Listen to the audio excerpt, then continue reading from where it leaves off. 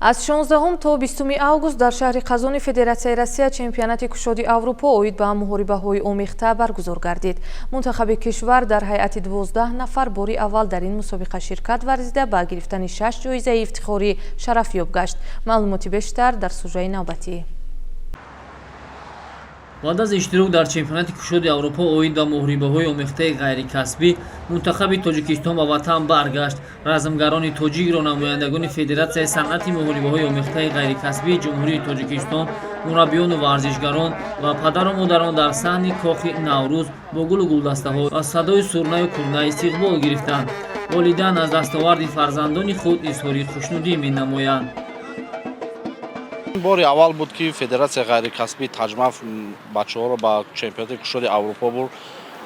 خیلی مشق‌های دو وقته و سه وقته بود. مثلا مهنت زحمت می‌کشیدن که مقصد که رفته خوش رو برآمد کنن، سزاوار جای نمایان شوند. خیلی آینده با در پیشین چمپیونات‌های جهان است، کوبک جهان است. چمپیونات بین 15 دولت برگزار گردید و بین 15 دولت من سزاوار مدال طلا گشتم. در آینده باز در مسابقه‌های کشادی بین المللی اشتراک کرده و باز پرچم تاجیکستان رو به قله‌های بلند می‌برداریم.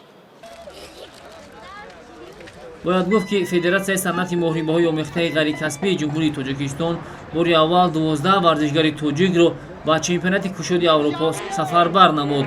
در این مسابقه دو تن از ورزشگر جوان کشور اوتابک رجبوف در وزن 61 کیلوگرم و بهروز خورشیدزاده در وزن 70 کیلوگرم بر تمام حریفانشان غلبه نموده و گرفتن مقام اول و نشان طلای چمپیونات اروپا اوید مهربان‌های غیر کسبی دست یافتند.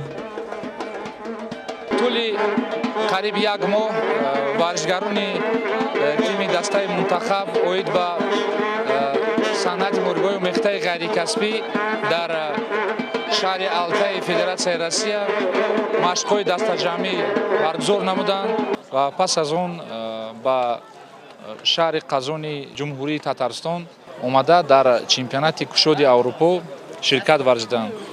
چنانکه به شما معلوم است از 12 ورزشگری که فدراسیای ما در آنجا شرکت ورزیدند 6 تای اون جای نمایان را اشغال نمودند، 2 تای اون صاحب مدال طلا و 4 تا صاحب مدال برنجی گشتند. چخیلی که به شما معلوم است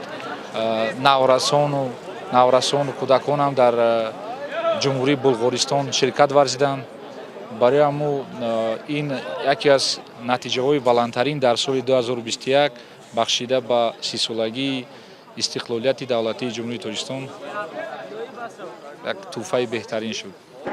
4 نشانی برنجی را در هیئت منتخب تاجیکستان علی اکبر ارزقولوف، امیر حمزه اسماعیلوف، بختیار حسینوف و اکرامجان احمدوف به دست آوردند. همکنون این ورزشگران برای اشتراک در چمپیونات جهانی مهربان‌های آمیخته غیر کسبی که در جمهوری چخیا برگزار می شود آمادگی می بینند.